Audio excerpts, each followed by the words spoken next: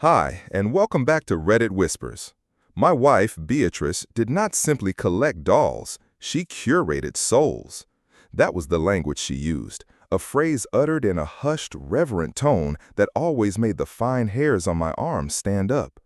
To me, a man who had spent 30 years as a civil engineer, a life dedicated to the predictable, reassuring physics of stress loads and tensile strength, her world was a foreign country with an unintelligible language.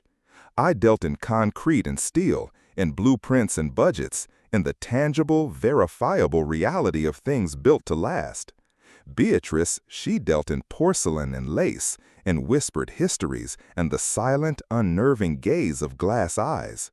For years, I saw it as a simple, if expensive, eccentricity, a passion. We all have them. Mine was vintage cartography, the beautiful, obsolete art of mapping a world that no longer existed. Hers was this, the dolls. They were not the cherubic, rosy-cheeked playthings of childhood. Beatrice's dolls were relics, antiques of a specific, melancholic vintage. They were predominantly Victorian, their faces pale and serenely mournful, their clothing a riot of intricate browning lace, tiny seed pearls, and faded silk ribbons. They were beautiful, I suppose, in the same way a perfectly preserved taxidermy bird is beautiful, an exquisite testament to a life that was no longer there. Our home, a sprawling, older house that I had inherited and she had decorated, had slowly transformed into her museum. At first, it was just one glass-fronted cabinet in the living room. Then it was two. Then the entire study was commandeered, its walls lined with custom-built, climate-controlled shelves, each doll individually lit like a sacred icon in a shrine. She called it the doll room, but I secretly thought of it as the porcelain mausoleum. It was the coldest room in the house, a place where the air felt thin and still, and the collective, unblinking stare of 100 tiny glass eyes followed you wherever you went. I rarely went in there. The room belonged to her, to them. I would sometimes see her through the open door, a solitary figure moving slowly among the shelves, a soft cloth in her hand, dusting a tiny porcelain finger or adjusting a miniature silk bonnet. She would talk to them, low, murmuring conversations that I could never quite make out. When I asked her about it once, she gave me a strange, pitying smile. "They have stories, Arthur," she'd said. "You just have to be quiet enough to hear them." I didn't hear stories. I heard the sound of our finances being slowly and methodically drained into a black hole of antique porcelain. Each doll was an acquisition, a conquest, sourced from obscure European auction houses, private estate sales, and a network of equally obsessive collectors with whom she communicated in hushed, urgent phone calls. The prices were obscene. A single doll, no bigger than my forearm, could cost more than the new furnace we desperately needed. A matched pair with original clothing could swallow a year's worth of property taxes. For a long time, I let it happen. I was a good provider. My career had been successful, and I loved her. I loved her ethereal, otherworldly quality, the very thing that drew her to these strange, silent companions. Indulging her collection felt like a way of protecting the part of her that was too fragile and strange for my world of concrete and rebar. It was my offering, my tithe to the beautiful, unknowable mystery of my own wife. But the last few years had been leaner. My firm had lost a major city contract, my investments had taken a hit after a market downturn, and my own retirement was no longer a comfortable certainty, but a looming, anxious question mark. I had tried to talk to her about it. I had spread spreadsheets out on the dining room table, showing her the stark, unarguable reality of our cash flow, the alarming trajectory of our debt. She would look at the columns of numbers with a vague, uncomprehending sadness, as if I were showing her a treatise on quantum mechanics. "I know it's a lot, darling," she would say, her hand resting on mine, her touch as light and cool as a ghost's. "But they're not just things, they're an investment. They are history. Their value will only appreciate." But it wasn't an investment portfolio, it was an obsession, and it was eating us alive. The breaking point came in the form of a letter from the bank. It was a final notice, a stark, formal warning that the second mortgage I had secretly taken out on our home a year ago to cover her last essential acquisition, a severe-looking governess doll she had named Miss Holloway, was in arrears. The numbers on the page were a death sentence for the life I knew. We were on the verge of losing everything. And for what? For a silent, staring audience of porcelain children who paid no rent. That night, a decision formed in my mind. It was a hard, cold thing, a piece of rebar in the soft soil of my love for her. I could not let her obsession sink us. I had to sell the collection, or at least part of it. I knew a direct confrontation would be a catastrophe. She would see it as a monstrous betrayal, an attack on the very core of her being. She would weep, she would rage, she would retreat into a wall of ethereal sadness that I would be powerless to breach. No, I had to approach this like an engineering problem. I needed data, I needed leverage, I needed a professional third-party valuation that would prove in cold, hard numbers that we were sitting on a liquid asset that could save our home. I needed to show her a bridge to solvency, not an abyss of loss. I began my research. I needed the best, an appraiser with an unimpeachable reputation, someone whose verdict would be undeniable. The name that kept coming up was Alastair Finch. He was a legend in the world of antique toys and dolls, a semi-retired academic who now only took on clients by referral. He was described less as an appraiser and more as a porcelain historian. It took me a week of persistent, polite phone calls, of dropping the names of respected auction houses and lying about the provenance of our collection to finally secure an appointment. I told Beatrice that I had invited a historian over, a man who was writing a book on Victorian doll making, and that he wanted to see her collection as a prime example of the craft. She was thrilled. The idea of her children being immortalized in a scholarly text appealed to her sense of curatorial pride. The lie tasted like ash in my mouth, but it was a necessary poison. Alastair Finch arrived on a Tuesday afternoon. He was exactly as I had pictured him, a tall, stooped man in his late 70s, with a cloud of white hair and eyes that seemed to have been permanently narrowed from decades of peering at tiny details through a jeweler's loupe. He wore a rumpled tweed jacket that smelled faintly of pipe tobacco and old paper. He moved with a slow, deliberate grace. His hands, I noticed, were immaculately clean, the hands of a surgeon who operated on the past. I led him to the doll room.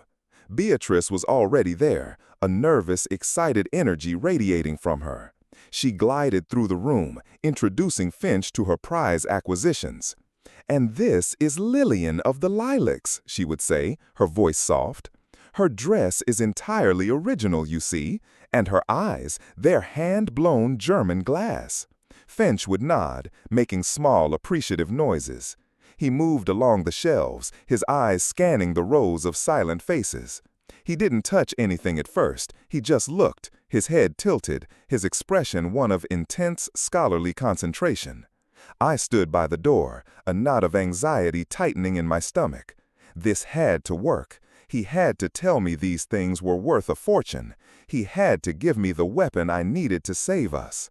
He finally stopped in front of a particularly large doll, the one Beatrice called the Alabaster Twin. She was beautiful, I had to admit, with a flawless pale face and a cascade of real human hair. Finch leaned in closer, pulling a small, powerful magnifying glass from his waistcoat pocket. He peered at the doll's neck, just below the hairline. He stayed there for a long time, his body utterly still. The silence in the room stretched, becoming thin and taut. Beatrice, sensing the shift in mood, stopped her cheerful narration. Is something wrong?" she asked, her voice faltering. Finch didn't answer immediately. He slowly straightened up, his face pale, the scholarly curiosity in his eyes replaced by something else, something that looked like a deep ancestral dread. He took a half-step back from the display case, as if it were radioactive.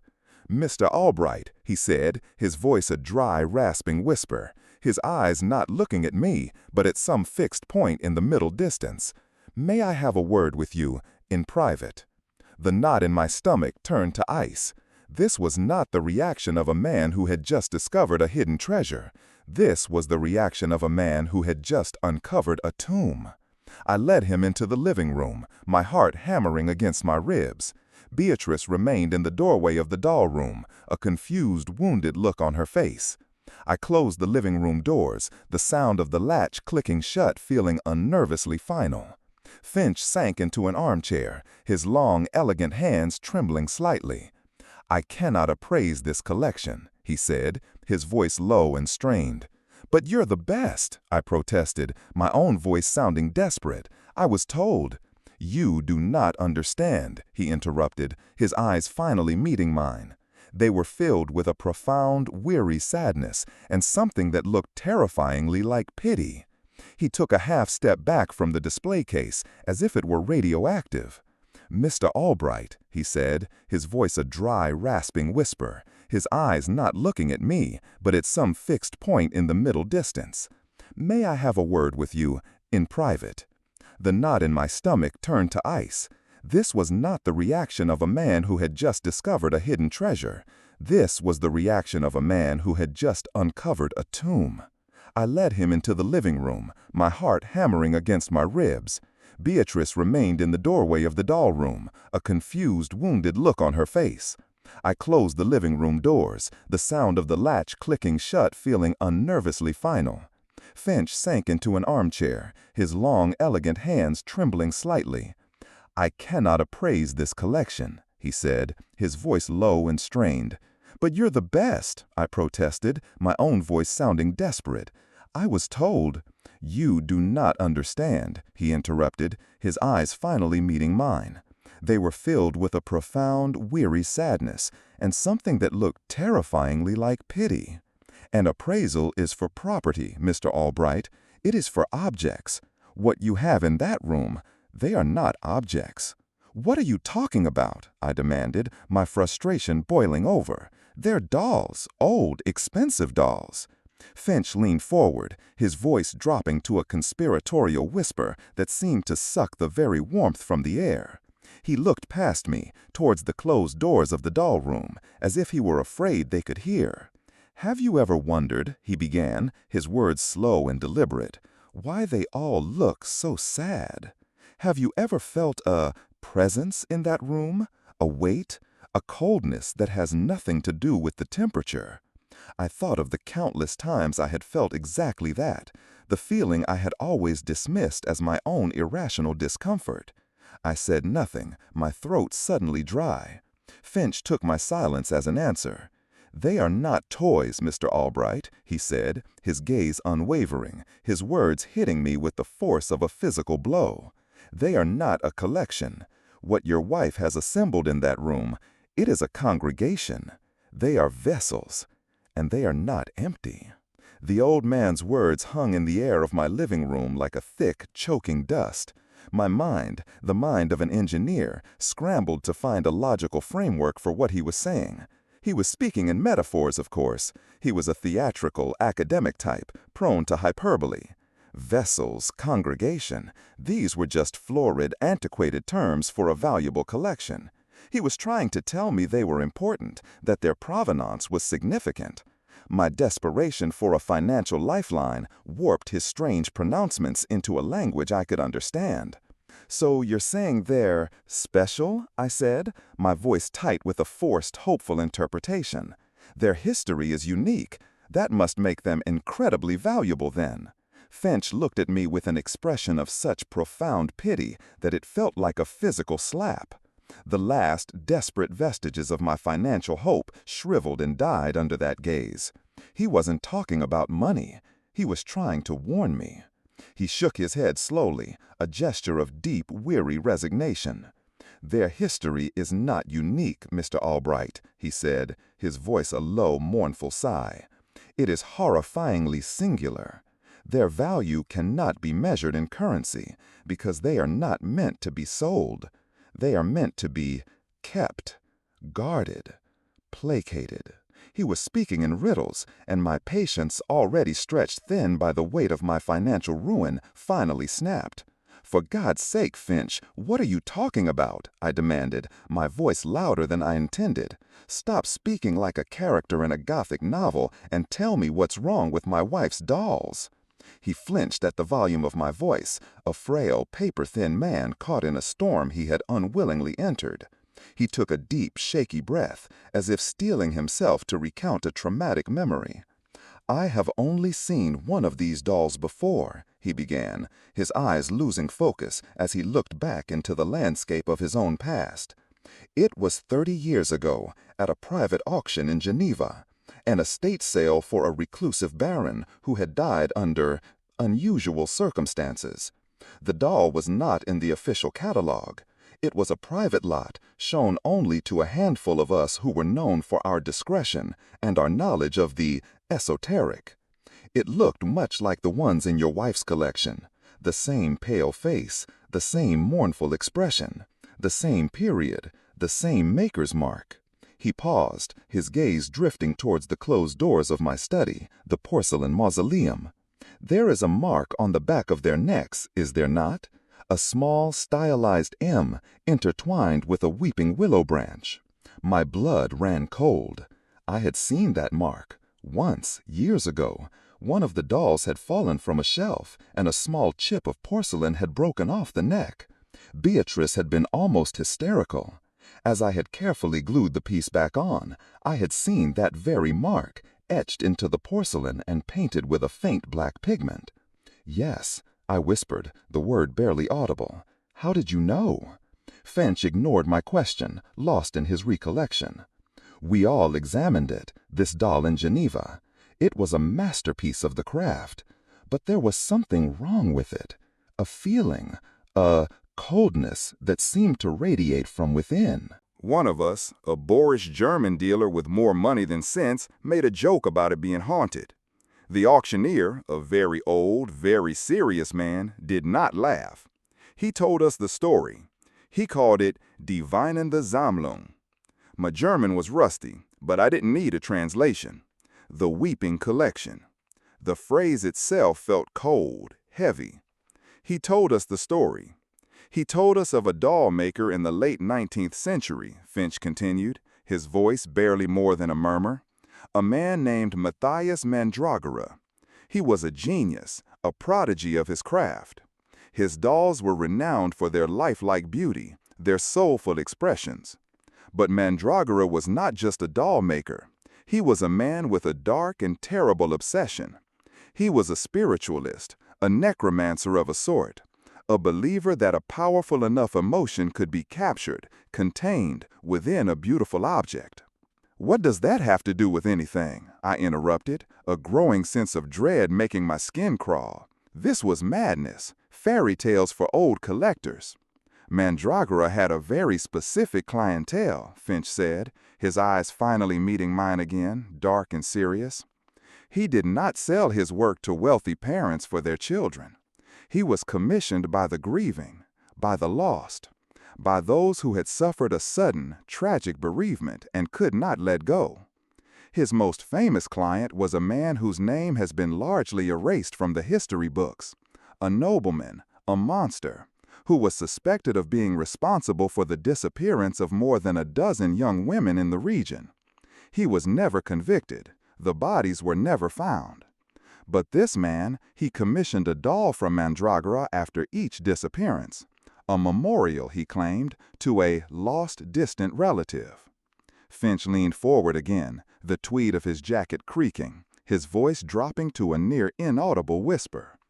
"Mandragora developed a unique process. He would mix the cremated ashes of the deceased into the porcelain slip before firing it in the kiln. A small amount, just a pinch. He believed that this physical link, combined with the intense grief of his clients, would bind a fragment of the departed soul, an echo of their spirit, to the doll itself. He was creating not toys, Mr. Albright. He was creating reliquaries, tiny, beautiful porcelain tombs." The room seemed to tilt on its axis. The ornate patterns on the Persian rug swam before my eyes. This couldn't be real. It was a grotesque, theatrical story spun by an old man. But it explained so much. The coldness of the room, the way Beatrice talked to them, the way she treated them not as objects but as beings, the name she had given them, her curated souls. "That's impossible," I stammered, the words feeling clumsy and foolish even as I said them. "That's a horror story." "Yes," Finch said softly, "it is." The collection, the original Weeping collection, was thought to have been destroyed, scattered after the nobleman's death. Most reputable dealers and collectors consider it a cursed thing, a dark footnote in the history of doll-making. We do not seek it out. We do not speak of it. To assemble such a collection, it is not the act of a hobbyist. It is the act of a believer, a devotee.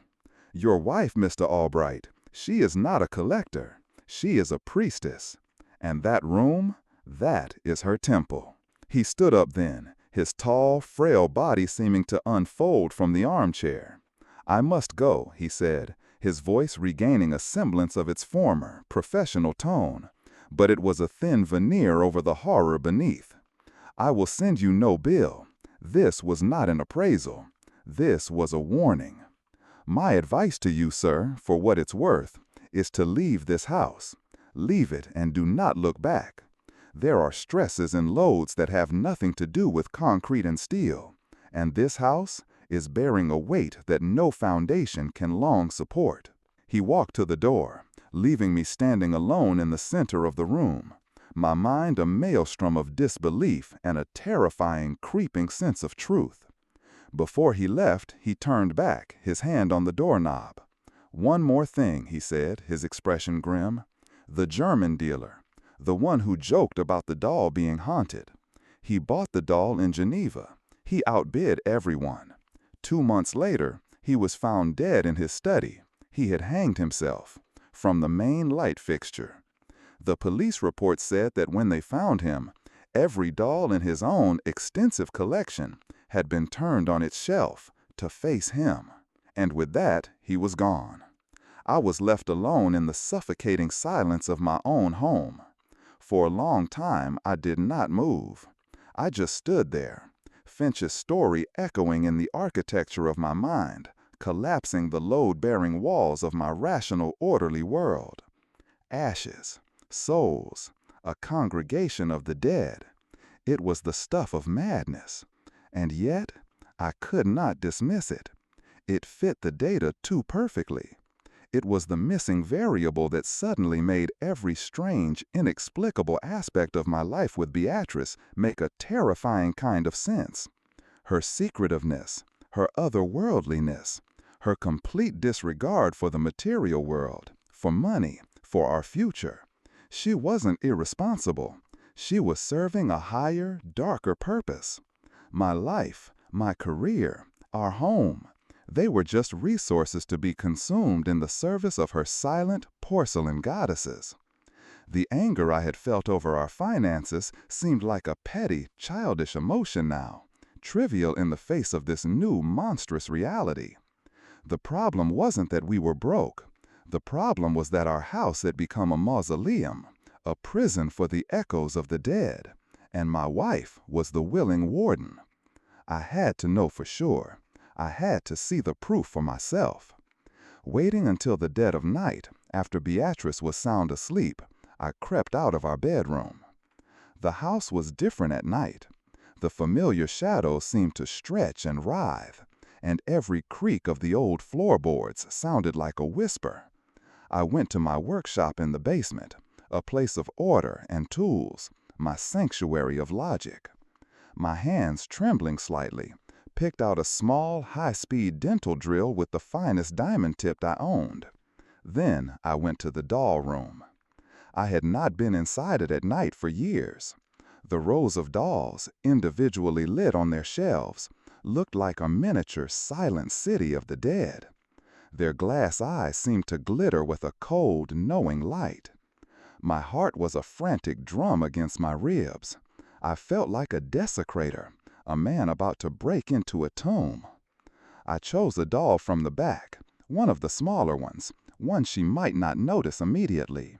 Its name, she had told me once, was Annabelle of the Fallen Leaves. I took it from its shelf. It was heavier than it looked, and cold, so deeply cold, a cold that seemed to leach the warmth from my fingertips. I carried it back down to the sterile bright light of my workshop. I laid it on my steel work table, a strange, antique figure in my modern, rational world. I took the drill. My hands were slick with sweat. This was insane. I was about to drill into a priceless antique based on the ghost story of a senile old man. And yet, I had to. I had to see. I touched the tip of the drill to the back of the doll's porcelain neck. I took a breath, and I pressed a button. The drill whined to life, a high-pitched, piercing sound. I expected resistance. I expected porcelain dust. But what I got was something else. The drill bit sank into the porcelain with an unnervingly soft give. And the dust that puffed up from the tiny hole was not white. It was gray, a fine, soft, pearly gray. And it smelled, faintly, of ash and old bones and a profound, ancient sadness.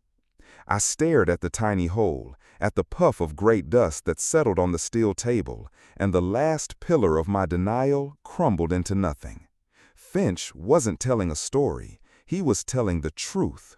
And I was living in a house full of the dead. The small pile of gray dust on my workbench was a testament to the death of my world. The rational, predictable universe, governed by the laws of physics and the principles of engineering, had evaporated, leaving me stranded in a terrifying new landscape of ghost stories and necromancy. I stared at the dust, at the violation I had committed against this tiny porcelain reliquary, and a wave of nausea and vertigo washed over me. I had drilled into a tomb. I had disturbed the dead. For a moment, a primal, superstitious fear gripped me, an urge to run, to abandon Finch's warning and simply abandon this house and everything in it. But then, another part of me, the engineer, the problem solver, took over. Fear was an unproductive emotion. What I was facing was not a ghost story. It was a system, a complex and horrifying system, but a system nonetheless. And any system could be analyzed, deconstructed, and ultimately understood. My wife was not a madwoman. She was a curator, a high priestess of a dark and ancient faith. The dolls were not toys, they were artifacts with a specific, terrible purpose. And the collection was not a hobby, it was a life's work. To fight it, I first had to understand it. I carefully cleaned the drill bit and the work table, collecting the gray dust in a small, sealed vial. I was no longer a husband trying to save his marriage or his home. I was an investigator cataloging evidence at a very strange, very quiet crime scene. My first act was to repair the damage I had done. I used a tiny amount of epoxy mixed with white porcelain dust from a shard I had saved from another project, meticulously filling the small hole in the doll's neck. I then used a fine-tipped brush and a dab of black paint to replicate the maker's mark, the weeping willow intertwined with the M.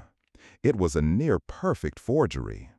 I placed Annabelle of the Fallen Leaves back on her shelf in the cold, silent city of the doll room, my movements precise and furtive, the actions of a spy replacing a compromised document. No one would ever know she had been violated. No one but me. From that night on, my life became a study in duality. During the day, I was Arthur Albright, the worried, increasingly distant husband. I played my part, feigning concern over bills, making excuses to the bank, pretending to be a man slowly drowning in the mundane misery of financial failure. Beatrice, wrapped in the cocoon of her obsession, barely noticed the change. My quietness she interpreted as despair, my distance as the preoccupation of a man burdened by the material world she so disdained. She would float through our days, offering vague, gentle reassurances. All the while her mind was on her silent congregation, her true family. But at night, after she had drifted off to sleep in our shared bed, a different Arthur emerged.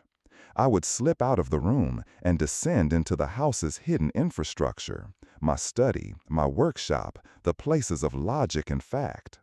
I became a forensic historian of my wife's secret life. I needed to understand the scope of her network, the source of her acquisitions, the ledger of her terrible faith.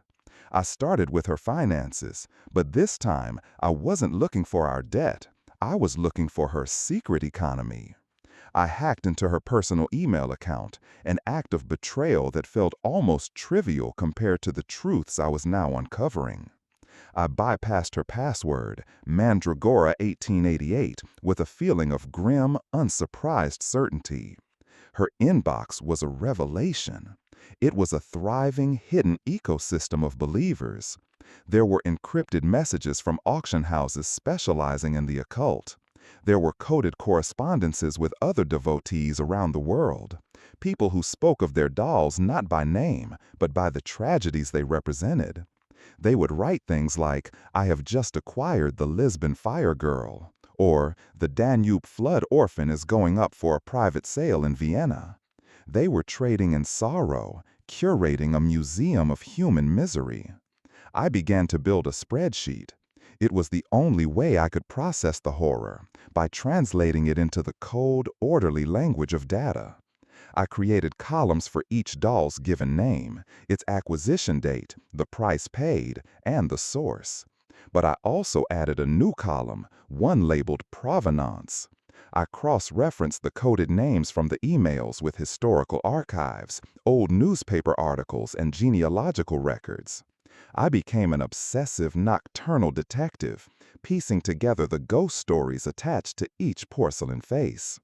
The Lisbon Fire Girl, I discovered, was linked to a catastrophic theater fire in 1887, where a whole class of schoolgirls had perished. The Danube Flood Orphan was connected to the Great Flood of 1892, and the specific story of a small child whose body was never recovered.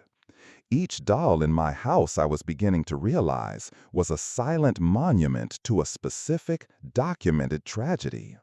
They were not the remains of the anonymous victims of a single Victorian murderer, as Finch's story had suggested. That was just the origin story, the genesis of the craft. The cult of Mandragora had evolved. It had continued, passed down through generations of believers who commissioned new vessels to commemorate new sorrows.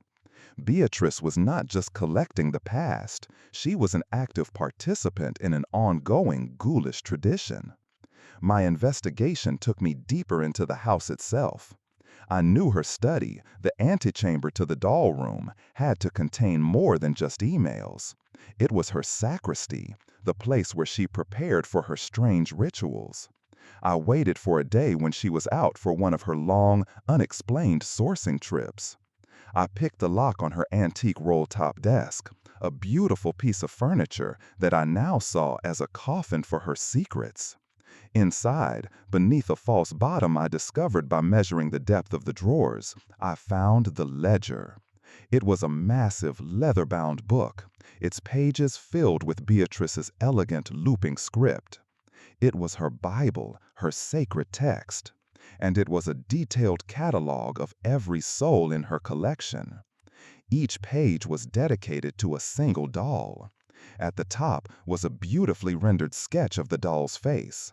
Below it was the information I had been painstakingly gathering: its name, its date of creation, its maker. Not all were by Mandragora. There were others, disciples of his craft.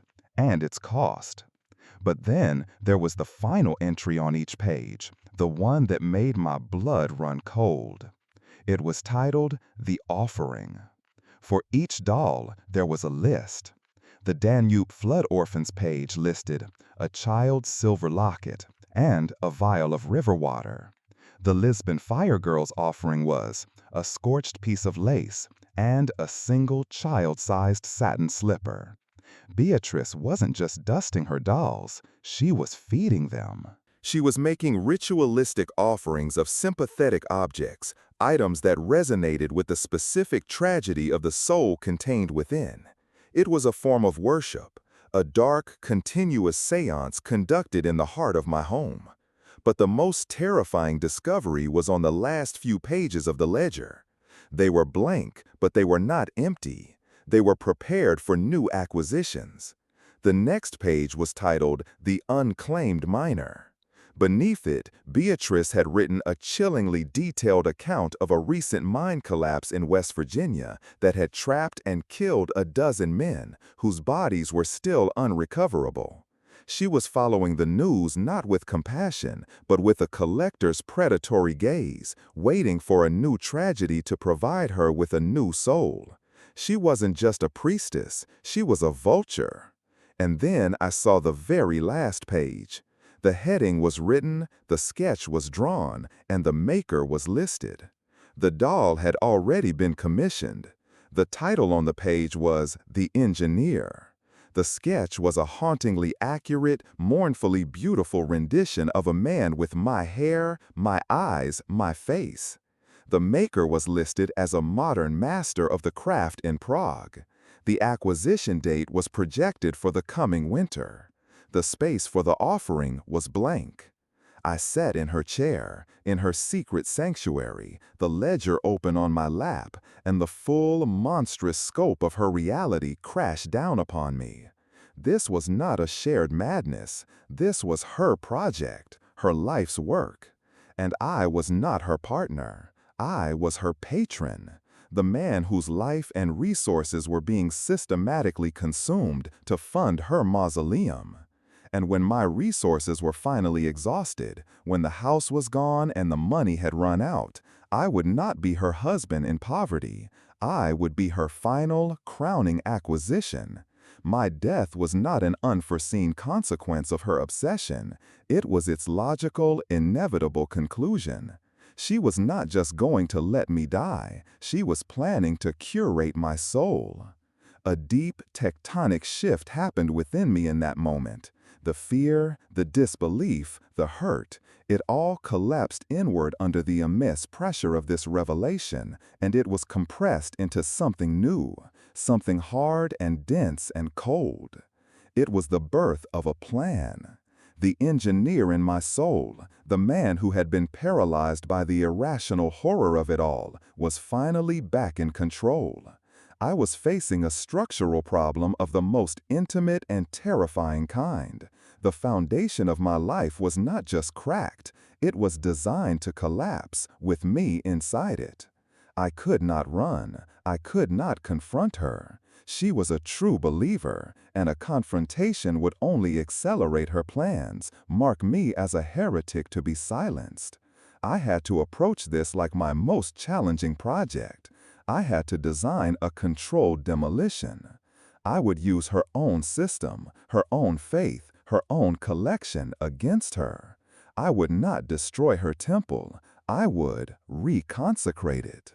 My first move was to gain control of the flow of information. I installed a sophisticated keylogger on her laptop and a listening device in her study.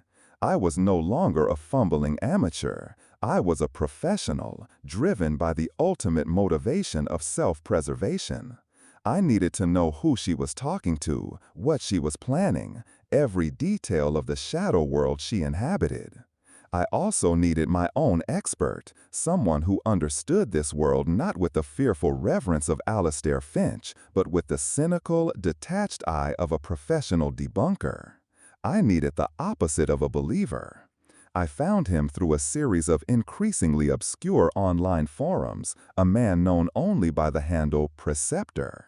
He was a former academic, an expert in folklore and the history of occult objects, who now made a living as a high-priced consultant for insurance companies and auction houses, debunking fraudulent claims of cursed or supernatural artifacts. He was a professional skeptic, a man who believed in nothing but greed and human credulity. I contacted him with a carefully worded anonymous email. I told him I represented a client with a unique collection of historically significant dolls and that we needed a consultation on their energetic properties and potential for psychological contagion. The language was ridiculous, but it was the language of their world. He was intrigued. We arranged a meeting. I would not bring him to the house. That was too risky. Instead, I told him I would bring an example of the collection to him. The night before the meeting, I went back into the doll room. This time, I did not feel like a desecrator. I felt like a surgeon about to perform a delicate and necessary operation. My hand did not tremble. I chose the doll she had acquired most recently, a sad-eyed boy in a sailor suit she called the Lost Cabin Boy. According to her ledger, he was tied to a shipwreck off the coast of Newfoundland in 1912. Her offering to him had been a tarnished brass button from a sailor's uniform and a compass that no longer pointed north. With a surgeon's precision, I used my tools. I drilled the tiny, almost invisible hole in the back of his neck. But this time, I did not just extract the dust. I performed a transfusion. I had spent the day at a local crematorium under the pretext of making prearrangements for a fictional elderly relative.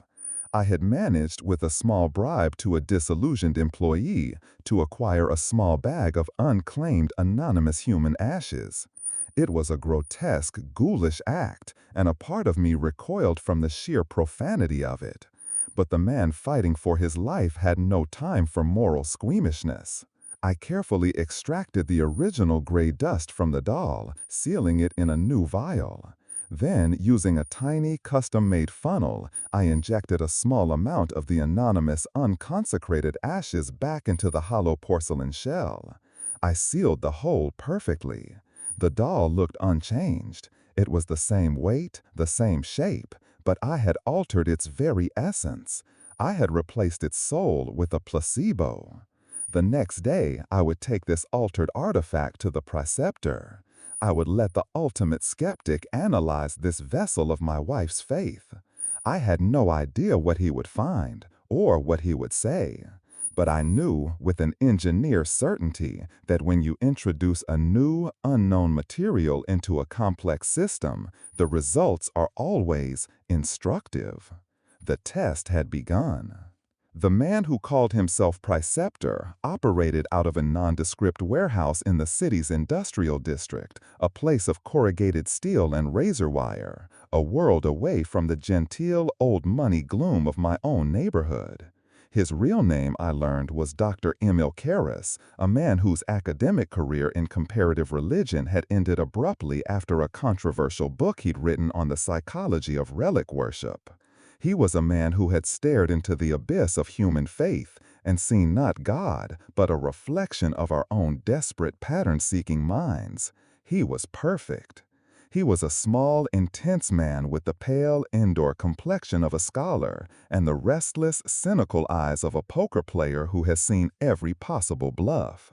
His office, a loft space above the warehouse floor, was a strange fusion of an academic library and a high-tech laboratory. Karras was not a man who took things on faith. He was a man who subjected faith to rigorous, repeatable experimentation. I placed the carrier case containing the Lost Cabin Boy on his steel workbench. I was no longer Arthur Albright, terrified husband. I was the anonymous client, a cool, detached representative of a mysterious collector. I had rehearsed my role, my language. I spoke of provenance, of anecdotal evidence, of unusual empathetic responses from those who viewed the collection. I was spinning a web of the very mystical nonsense I had come to despise. And he listened with a hawk-like, unblinking attention, his face a mask of professional skepticism. He asked no questions about my client or the collection's location. His focus was entirely on the object itself. He opened the case. For a long moment, he simply looked at the doll, his head tilted. He was not admiring its beauty, but assessing its properties. "The craftsmanship is exquisite," he murmured, his voice a dry academic monotone. "Late Mandragora school, probably a student of his named Havel. Prague circa 1910-1915. They specialized in this particular expression of managed sorrow." He said it with the detached air of a wine connoisseur identifying a grape varietal. Then the examination began. It was a process of breathtaking scientific rigor. He weighed the doll to the microgram. He photographed it under different light spectra, from infrared to ultraviolet. He used a device that looked like a miniaturized ultrasound to map the density of the porcelain, noting the subtle variations in its consistency. "There's a foreign particulate mixed into the slip," he said, more to himself than to me, pointing at a complex waveform on his monitor. Inconsistent density, not a flaw in the firing, an intentional inclusion, common in certain ritualistic ceramics. He never once used the word ashes. He was a man who dealt only in data. The most unsettling part of the examination came when he produced a small, exquisitely sensitive magnetometer and passed it slowly over the doll's body. The needle on the analog gauge barely quivered. Karras grunted, a small, satisfied sound. "The baseline is clean," he said. "No significant electromagnetic variance." The stories that usually accompany these objects, claims of them moving on their own, of creating cold spots, are typically linked to subtle, localized magnetic fields, often from iron deposits in the clay. This one is, from a physical standpoint, completely inert. He looked up at me, a glint of what looked like triumph in his cynical eyes. "Your client's collection is beautiful, and it is a masterful example of a specific, emotionally manipulative craft. The dolls are designed to evoke a sense of melancholy and unease. That is their art. But from a scientific perspective, this object is just that. A very well-made, very inert, very old doll." He had found nothing. The placebo had worked. The unconsecrated ashes I had placed inside the doll had no energy, no presence, no measurable supernatural properties. The vessel was, as he had so clinically stated, inert. For Karras, this was a victory, another ghost busted, another superstition reduced to mere physics and psychology. For me, it was the most important piece of data I had ever acquired. It was the key. The power of the collection was not in the dolls themselves. It was not in the ashes or the spirits or the dark magic of Matthias Mandragora. The power was in the belief. The power was in Beatrice. The dolls were just the focal point, the beautiful porcelain lightning rods for her own immense, terrifying, and self-destructive psychic energy. She was not a priestess serving a dark god. She was the god. And the dolls were her congregation. She had not curated souls. She had projected her own fragmented soul into them, one tragedy at a time. The engineer in my head, the man who had been struggling to reconcile the laws of physics with the supernatural, was finally at peace. I was not fighting a ghost. I was fighting a delusion. A very powerful, very dangerous delusion, but a delusion nonetheless. And a delusion could be broken. My plan, which had been a desperate act of self-preservation, now transformed into something more refined. It became a deprogramming, a psychological intervention of the most extreme and covert kind. I paid Karras his exorbitant fee. He gave me a detailed 20-page report full of charts and spectral analysis that essentially amounted to a very expensive scientific declaration that the doll was just a doll. The report was my new Bible. It was the sacred text of my own counterinsurgent faith, the faith of reason. I began the next phase of the operation, the great deconsecration. Over the next month, I became a nocturnal body snatcher. Night after night, I would steal a single doll from her temple. I would take it to my workshop, to my sterile altar of science, and I would perform the transfusion. I would drill the tiny, invisible hole, extract the original consecrated ashes, and replace them with the anonymous, inert dust from the crematorium. I sealed each vial of original ashes, labeled it with the doll's name, and placed it in a locked safe in my workshop. I was removing the relics, one by one, from her church. Then I would return the altar doll, the placebo, to its shelf. It was a slow, painstaking, and nerve-wracking process. By the end of the month, I had done it. Every single doll in her collection, all 117 of them, had been scientifically, methodically, and secretly neutered. The porcelain mausoleum was now a museum of fakes. Her congregation of souls was now just a collection of very inert, very old dolls. I waited for the effect. My hypothesis was simple. If the power was in her belief, then removing the physical proof of that belief, the ashes, should, over time, diminish the feedback loop that sustained her delusion. I was removing the placebo and waiting to see if the patient noticed. At first, nothing changed. Beatrice continued her rituals. She would dust the dolls, she would murmur to them, she would consult her ledger. But then I began to notice subtle shifts. A new and unfamiliar emotion began to appear on her face as she spent time in the doll room: frustration. It was a tiny flicker in her eyes, a slight downturn of her lids. She would spend longer in the room, her conversations with the dolls becoming more urgent, more questioning. She was a priestess whose prayers were no longer being answered. The cold, silent comfort she had always drawn from her congregation was gone. The room was now just a room. The dolls were now just dolls. And their silence was no longer profound. It was just empty. She became agitated, irritable. The ethereal, otherworldly calm that had been her defining characteristic began to crack, revealing the anxious, unstable woman beneath. She started having nightmares. She would complain of a static in the air, a lost connection. She was a radio operator who had lost the signal, and the silence was driving her mad. The final part of my plan was timed to coincide with the date she had marked in her ledger for the acquisition of her final piece. The engineer, my piece. I knew from her encrypted emails that the doll had been completed in Prague and was being shipped via a specialized art courier. I also knew that its arrival was meant to coincide with the final depletion of our finances, the foreclosure of our home, and, I had no doubt, a conveniently timed accident that would befall its weary, financially ruined engineer. I used my access to her communications to intercept the courier's schedule. The doll was scheduled for delivery on a Friday morning.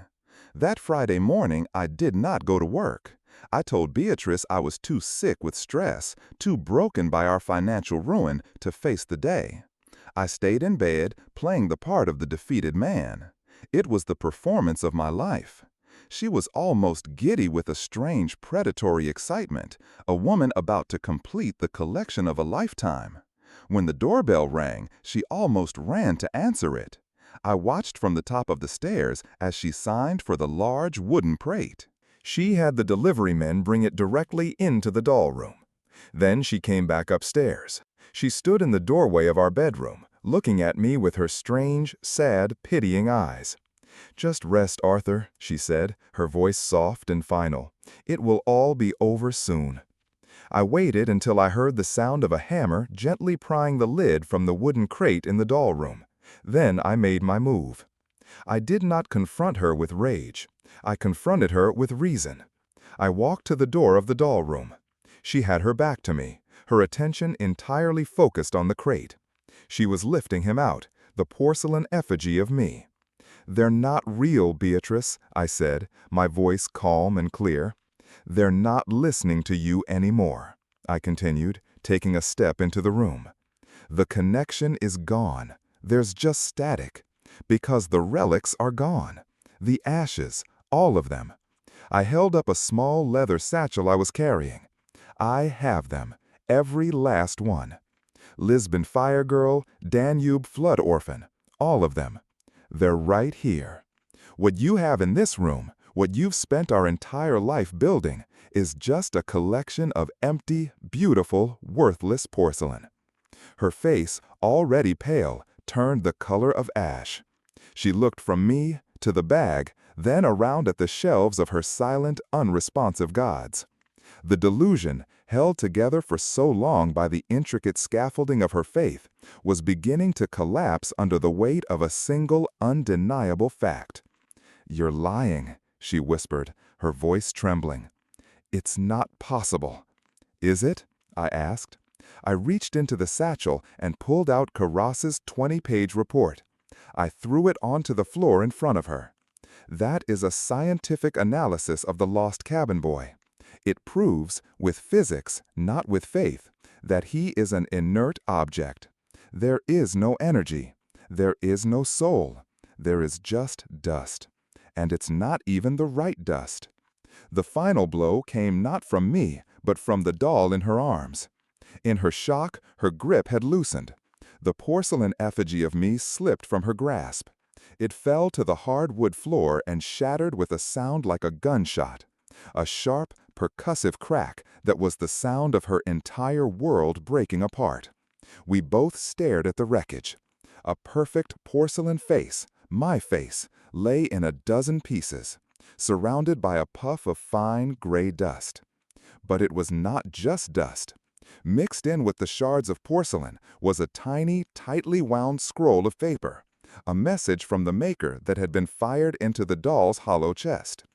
Beatrice fell to her knees, her hands trembling as she reached for the small scroll. She unrolled it. I knew what it would say. I had commissioned the doll myself, months ago, through a shell corporation. I had intercepted her communications with the doll maker in Prague and had taken over the order. I had given him the specifications, the sketch of my face, and the message to be placed inside. She read the words aloud, her voice a dead, hollow whisper.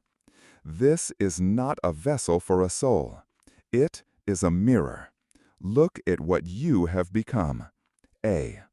Her head snapped up, her eyes finally seeing me, not as her patron, not as her final acquisition, but as the architect of her undoing. The last vestiges of her sanity crumbled. The silence in the room was absolute. She was alone. For the first time in decades, truly and utterly alone, with the vast, empty silence of her own broken mind. I did not stay to watch the aftermath. I turned and walked out of the room, out of the house, and I did not look back. I had left her not in a temple of powerful spirits, but in a showroom of expensive, broken toys, with the irrefutable evidence of her own madness scattered at her feet. The house, I knew, would soon be gone, claimed by the bank. Her collection, inert and worthless without her belief to animate it, would be sold for pennies on the dollar to pay her debts. And Beatrice herself, I suspected, would soon be in a different kind of quiet room, one with soft walls and a different sort of dedicated caregiver. As for me, I had the safe in my workshop, containing 117 vials of dust, the last terrible relics of her faith. I took them that night to the center of the oldest bridge in the city, a bridge I had helped to retrofit and strengthen years ago. I opened the safe, and one by one, I opened the vials and emptied them into the dark, fast-moving river below, releasing the final, tragic echoes of those lost souls back into the world, freeing them, and myself, from the porcelain mausoleum forever. Thank you for tuning in to Reddit Whispers. We've all faced moments when everything felt broken. What was your turning point? Leave it in the comments because your experience might be exactly what someone else needs to hear right now.